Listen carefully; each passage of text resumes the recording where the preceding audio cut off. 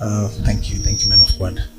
Thank you for the wonderful service. And mataura nyaya yekuti maasha anokumbirana mari yekombe. Tongodo 20 maasha ndongoenda nawo pacastles vanhu vatengera mota idzi.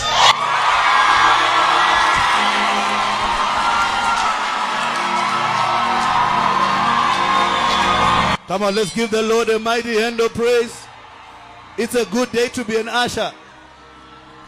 I said it's a good day to be an usher. It's a good day to be an usher.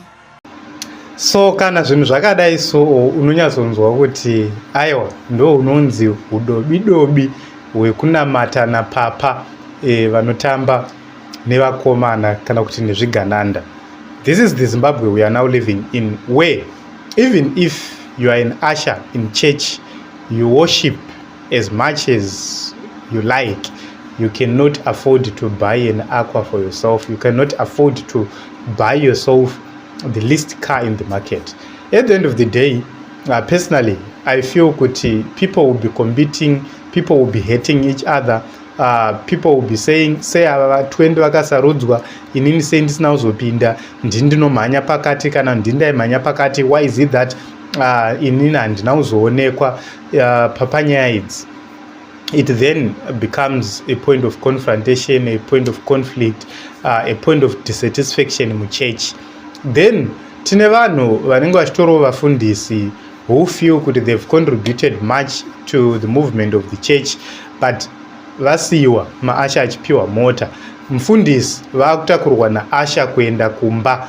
It then becomes a problem. Dai kuri kuti asha akashandira motikari yacho anewo kubasa kwaanoendawo, kwekuti you can say no, munhu ane zvinhu zvake.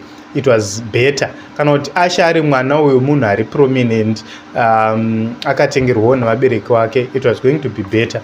Then iwo mufundisi wakutakurwa naasha takananga padhini wopfuura uchidrop kana asha, iwo nemukadzi wako makagara kumashure.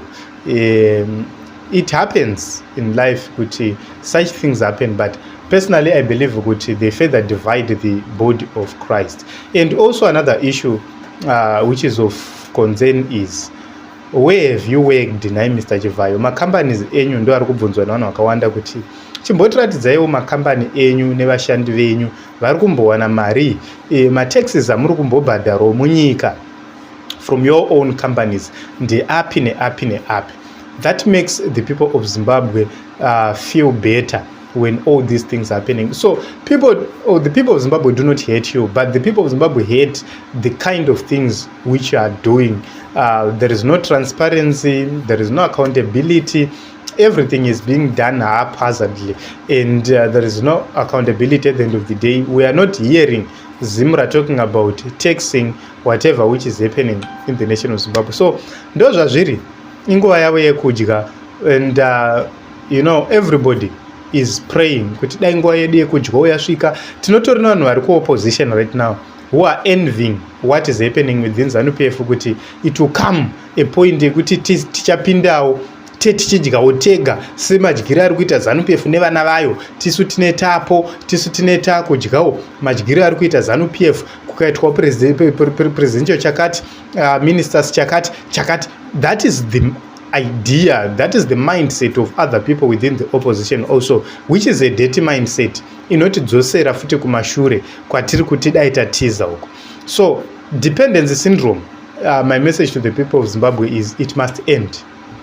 Tanga nehuku dzako 2, tanga nehuku dzako 4, tanga nehuku dzako yako 1, tanga usina pauinapo uchimukira kuchibhorani usiku uchinodhaya chibhorani na 4 am uchiuya uchipa tuhuku twako tuiri mvura, worima mumunda mako, wowana mhunga yako, wokushira huku dzako, wogaisa mashanga aya, wopa mbudzi dzako.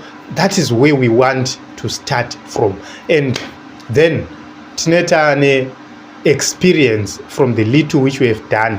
Saka uchaona kuti growth yako inoita more easy because you have started very very small, and as you grow you are meeting new challenges zvinoenderana nekukura kwauri kuita iwewe. So you'll be more successful. So that is the message yandinayo kumayouth atinawo naso kuti kana usina zvekuita, especially those vari kumatown handei kumusha, tonotanga nehuku dzedu mbiri nembudzi dzedu mbiri. If you sell your phone, unogona kudowngrade, wotengawo mbudzi dzako, wotengawo tuhuku twako, wotenga mhunga yako, wana pekutangira, womukawo chinocherawo mvura nevamwe. That is life, not kugarira kuti tichapiwa navachivhayo or kuexpecta kuti dai vachivhayo vatipa. So this is it, Team Zimbabwe, your views and your thoughts.